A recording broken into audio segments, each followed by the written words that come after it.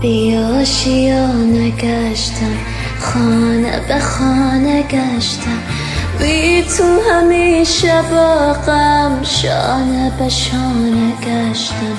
عشق یگانه من، از تو نشانه من، بی تو نمک ندارد شیر و ترانه من.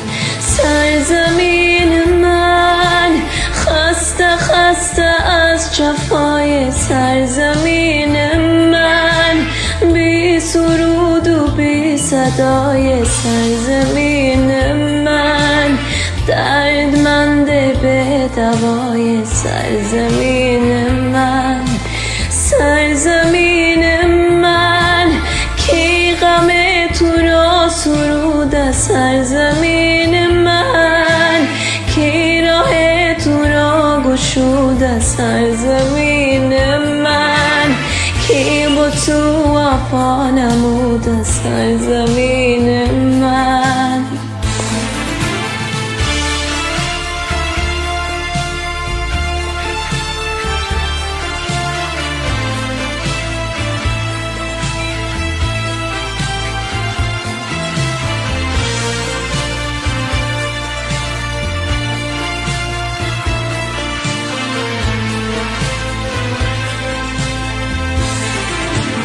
ماه و ستاره من، راه دوباره من، در همه جا نمیشه بی تو گذاره من.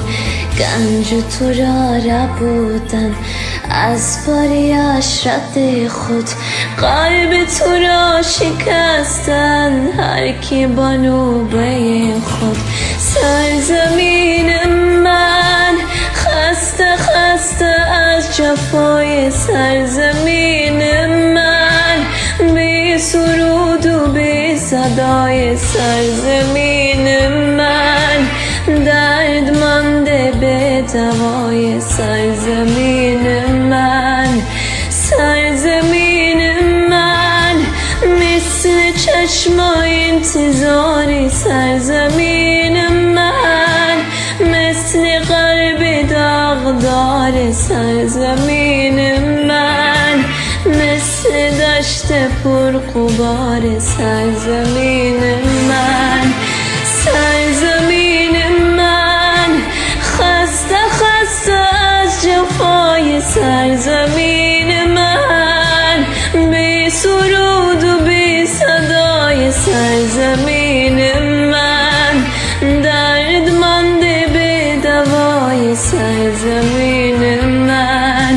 سرزمین من کی غم تو را سرود، سرزمین من کی با تو وفا نمود، سرزمین من. سرزمین من.